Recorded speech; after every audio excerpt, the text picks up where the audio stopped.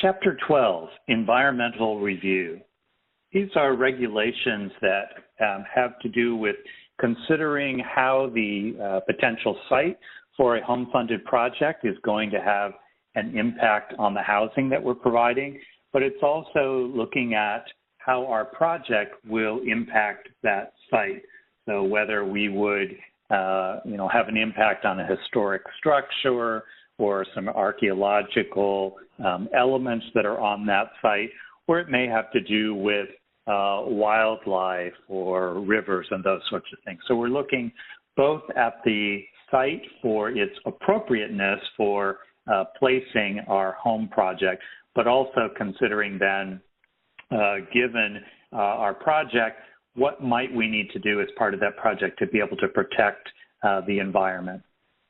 So the key element here with environmental review is really a timing issue, that the environmental review must be completed first, including making that ruling on the level of environmental review and a determination about the impact and seeking that release of funds before we can actually obligate those funds.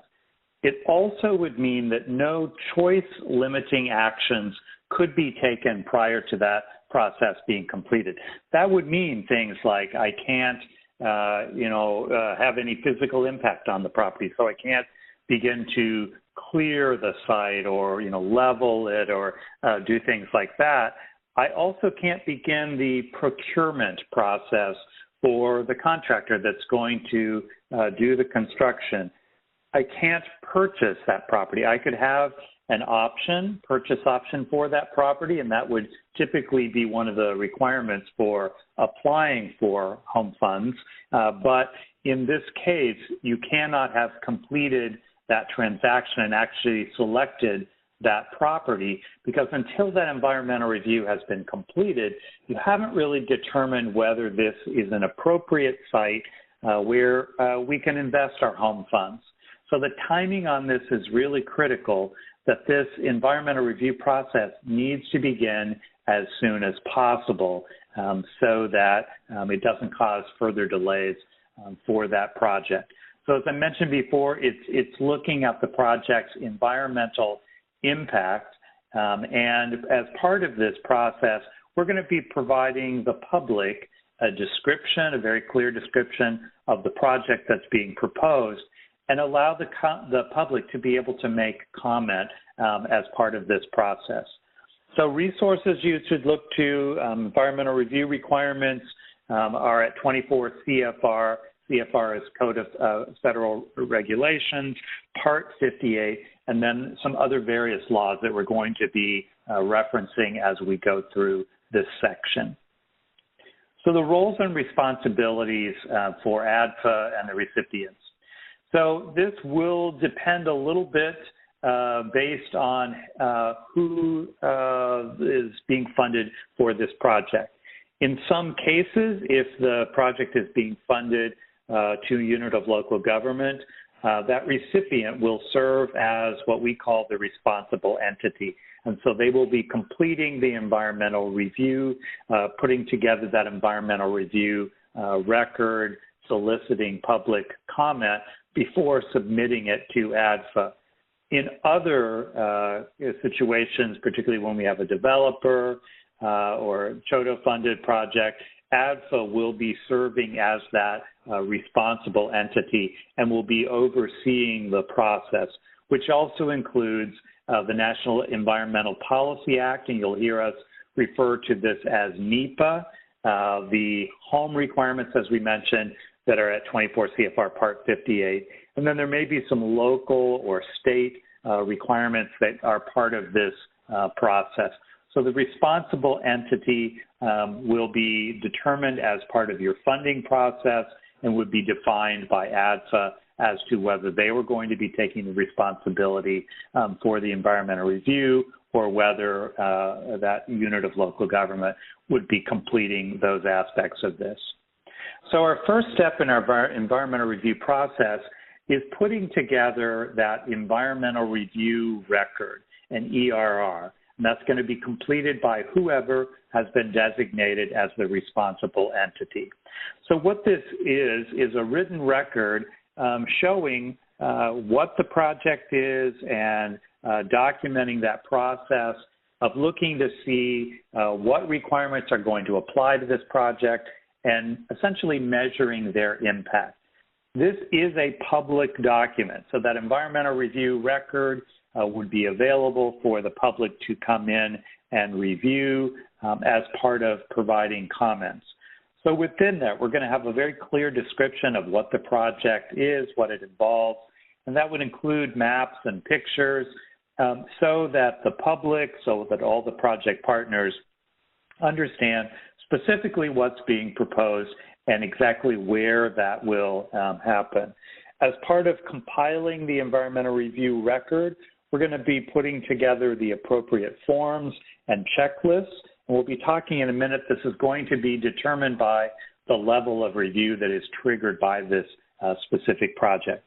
As I mentioned before, we have an aspect of public input. And so as part of that environmental review records, we would have all the notices, the public notices, the ability to be able to comment on that.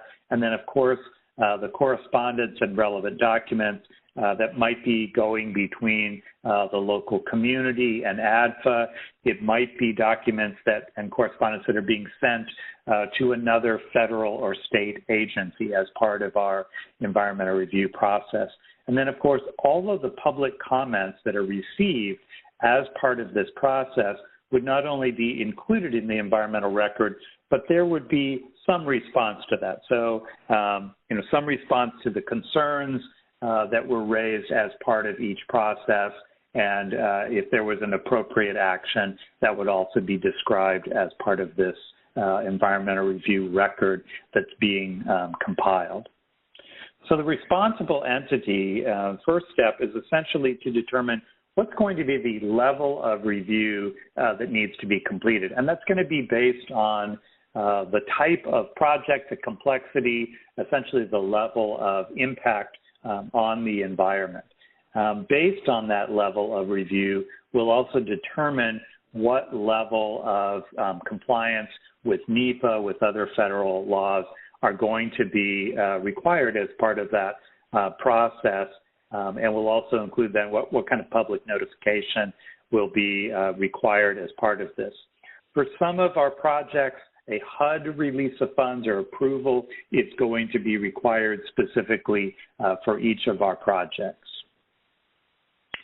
So our environmental review this issue is that we need to make sure that we limit any activities that are happening prior to clearance, so prior to a release and saying, yes, you can go ahead, your environmental review process has been completed.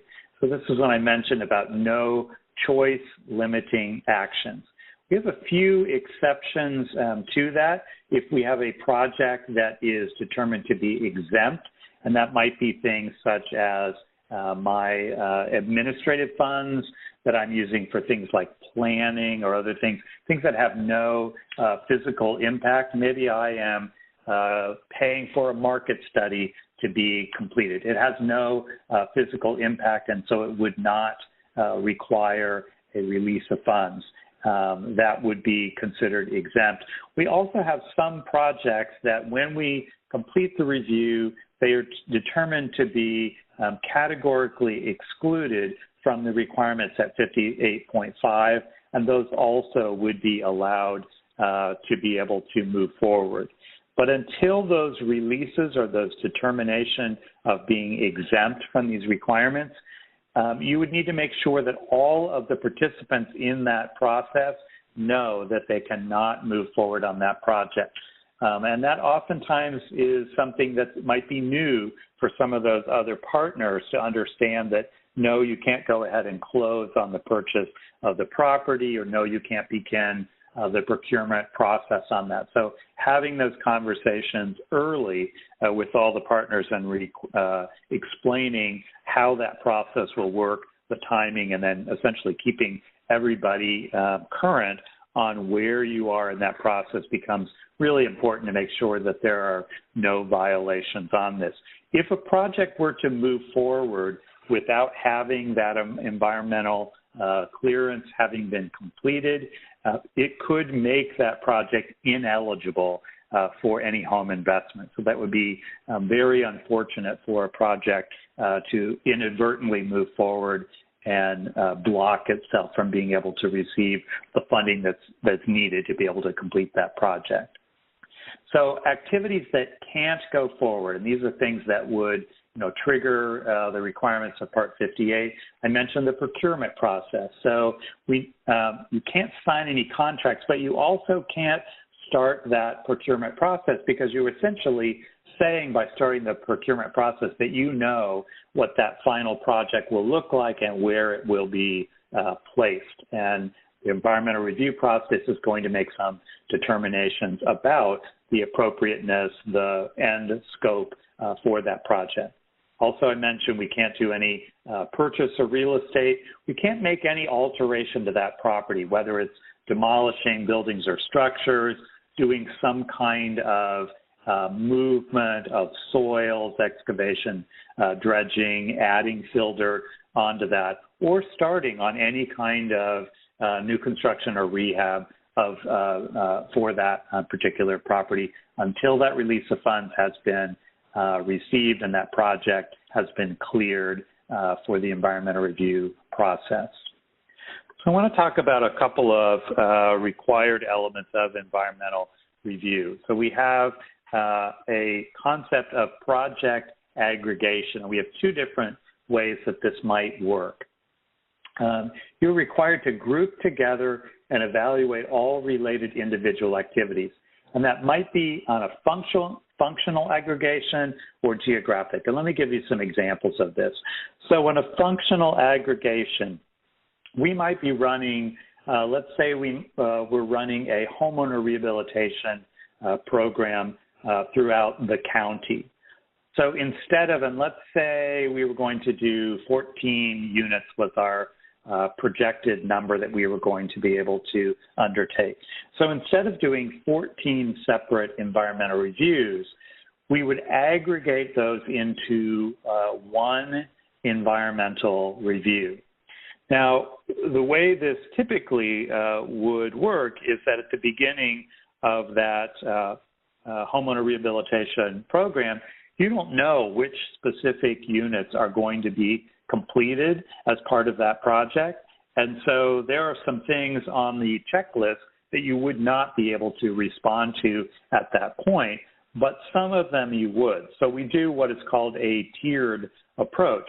So you essentially handle everything on the environmental review checklist that is known at that point, that is submitted, you get a release of funds, and then at the point that you identify the individual units that will be assisted, you would go back and do what we would call a Tier 2 checklist, which essentially would be those items that on your initial environmental review that you couldn't complete because you didn't know yet which specific units. So for instance, we might need to then go back as part of our Tier 2 review and coordinate with the State Historic Preservation Office about that particular property and determining whether it triggered review as part of that.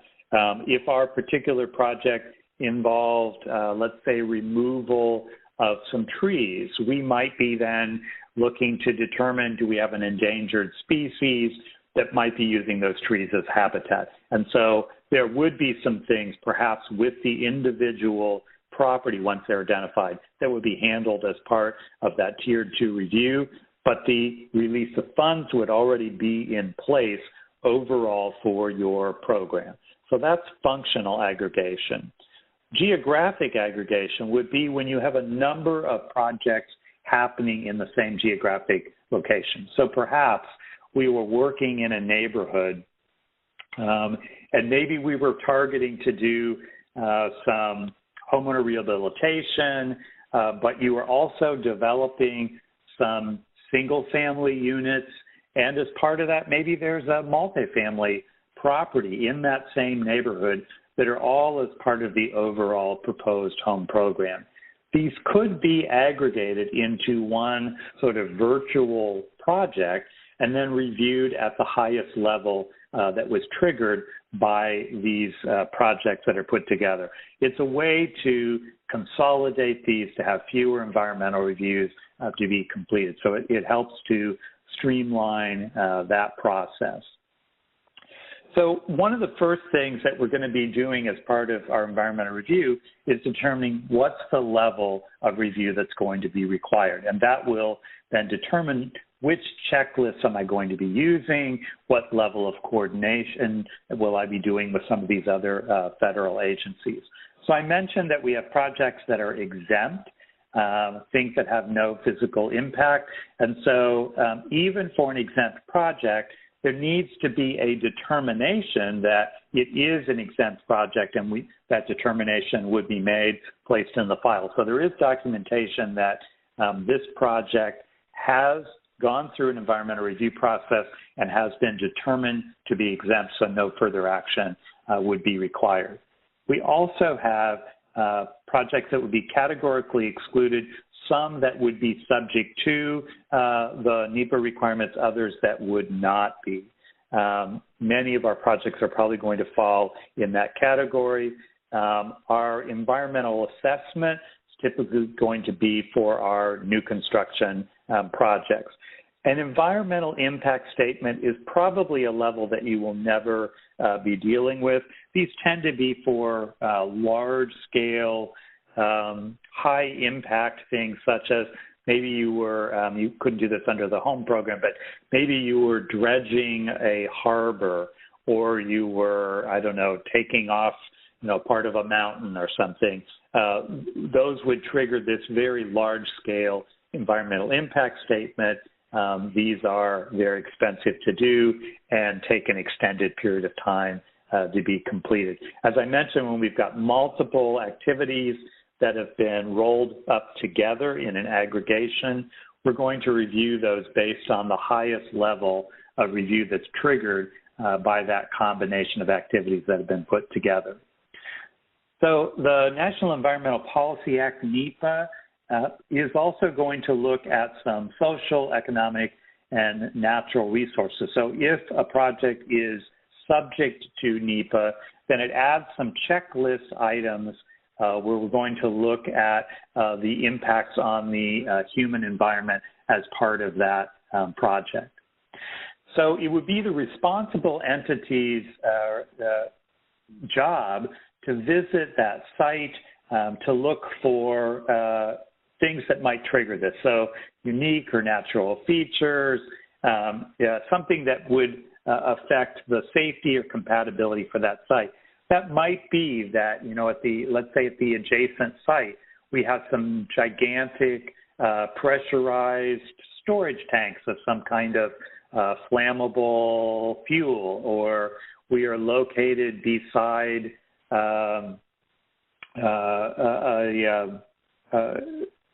maybe some kind of an environmental hazard site, some kind of a natural feature, like maybe we have cliffs, and we're going to be thinking about what's the impact on safety on the folks that would be living on our housing site. So maybe we're going to talk about putting up fences. We also would be thinking about how has this property been used, and looking at any environmental hazards, nuisances, hazards that are on that site, the stability of soil, erosion, drainage, those sorts of things, and then access to commercial, retail, and transportation. So really trying to evaluate the appropriateness of this site for the use that we have proposed as part of this project. So as part of this, the responsible entity is required to contact appropriate agencies to be able to assess the project impact. So that might be dealing with Department of Natural Resources and looking at what is known by these other entities, notifying them about the project and allowing them to be able to comment as part of that. So there are specific checklists that are triggered for each level of review, and they essentially will guide you to what the required responses might be as part of this. So looking at, is solid waste disposal available for this? What about schools, access to parks, recreation, social services, things like our emergency services and transportation? And sometimes this has a part of that evaluation is also looking at that site and how that might impact access for emergency squad or fire or police. If we have a site that some portion of the site is a wetland and might be, or a flood zone and might be flooding during a high rain event, we have to then evaluate in those instances, would emergency equipment and providers be able to get to that site and remove people from that site? Becomes part of our evaluation with NEPA. Also, I mentioned the State Historic Preservation Office. So the Historic Preservation Act may be part of the required compliance, and this is where we would be notifying the State Historic Preservation Office about the structure, about the property, what the planned scope of work would be, and receiving comment back on whether they felt that this was in fact a historic property, and that whether they felt the scope of work that was being proposed had some kind of negative impact. As part of that coordination, it might be that there was a determination of a negative impact and a requirement to have some kind of a mitigation plan in place. So you might end up with an agreement with the State Historic Preservation Office that would say, we don't want you to replace the windows, or we want some specific actions done or amendments done to that scope of work to be able to preserve some of that existing historic material. If we have a floodplain or a wetland as part of our proposed project site, there may be requirements. There may be requirements on some further public comment as part of this, but our checklist will take us through those requirements. And then, as I mentioned, the Endangered Species Act, for the area that your proposed project is located in, there will be a list of endangered species, and depending on the type of project that you're undertaking and the modifications that might be made to the site, would make a determination whether there would be an impact on an endangered species as part of your project. You may not have a coastal zone that you need to be dealing with. You may not have a project that's close to a wild or scenic river. So it's going to depend, and that's part of your process with maps and a clear scope of work to determine which of these do I need to cover. If you're not in an area with a wild and scenic river, as part of your environmental review, you'd be able to show a map with an overlay and show that there are no triggering rivers or scenic areas within your project area. A lot of this can now be done online. There are some very good resources that make this process a lot easier on the HUD Exchange, and I would recommend that you take a look at those resources that are available. It can really help save this process. Also, things to be included on those checklists: environmental justice, hazard and radioactive materials regulation, looking at explosive and flammable materials, noise abatement, and airport clear zones. So I will note, as an example of some of the online resources, there is the ability to do online an initial noise study for your project site to determine whether the levels of noise are within the acceptable range. If that initial online noise survey were to determine that you had appeared to have noise levels that might exceed what was considered allowable, it might then be that you would need to commission to have a noise study. And it might be that there's some modifications to how your rehabilitation or your new construction is done. So we might be using some special windows, some extra insulation or other noise barriers to make sure that then that site is going to be appropriate for housing. Airport clear zones, we have some hazards related to being in those areas, and so that may preclude the appropriateness of placing housing in those areas, and that's why these things have been included on these checklists.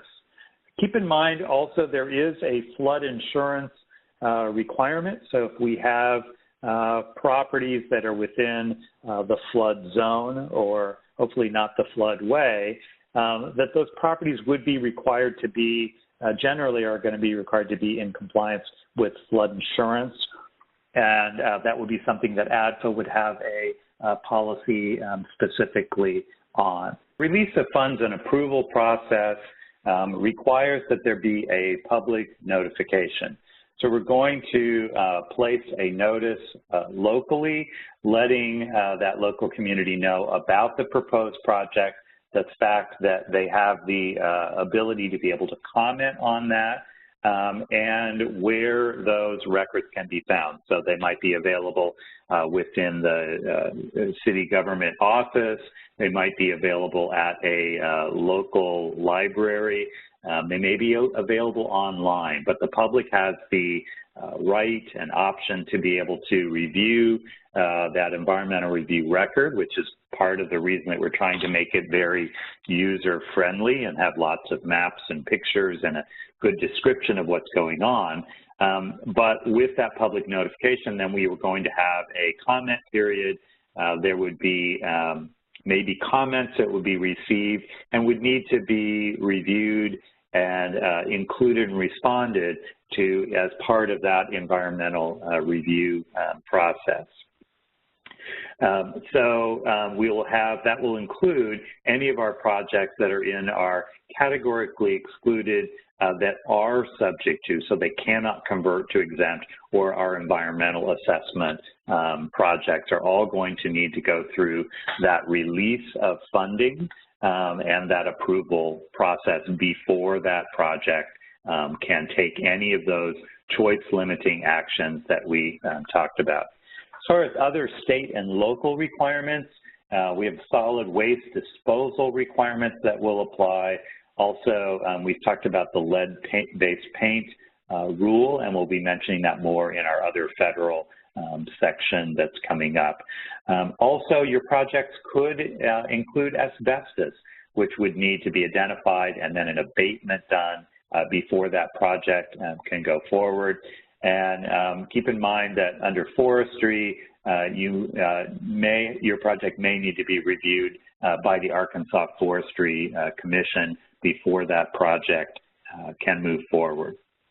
So the list of the ADFA forms, and particularly in this category, it's really important that the environmental review process is really making sure that all of the review has been completed and the appropriate documents are in place. So there's a certificate of exemption for HUD-funded projects. So I mentioned that every project, even those that are exempt, will have to have documentation in place stating that, you know, we've reviewed this, we've determined that this project is exempt. That would need to be in the file. Also, certificate of categorical exclusion. There's a statutory checklist. And I think particularly for those of you that are new, looking at the statutory checklist will help you understand this review process. There are instructions that go along with that. And then there's a compliance documentation checklist that's right out of the 58.6 regulations. As part of that, then, there's also an environmental assessment form. The public notice, which is the notice of intent to request release of funds, is a standard notice that would be utilized as part of our public notification process. And in some cases, it might be combined where we have a finding of no significant impact and that notice of intent to seek a release of funds as part of that.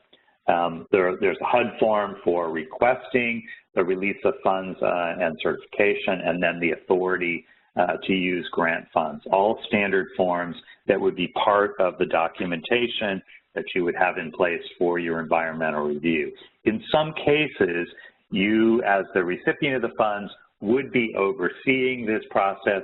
In other cases, ADFA will be the responsible entity and be completing this process, probably with your assistance. And then once they issued that release of funds and notified you, then that project could go forward. Again, there are instructions for the HUD form, information about insurance coverage, and a deficiency notice. All of these are available at the adfaarkansas.gov site, and I would encourage you to review those, understand them, if you are going to be the responsible entity.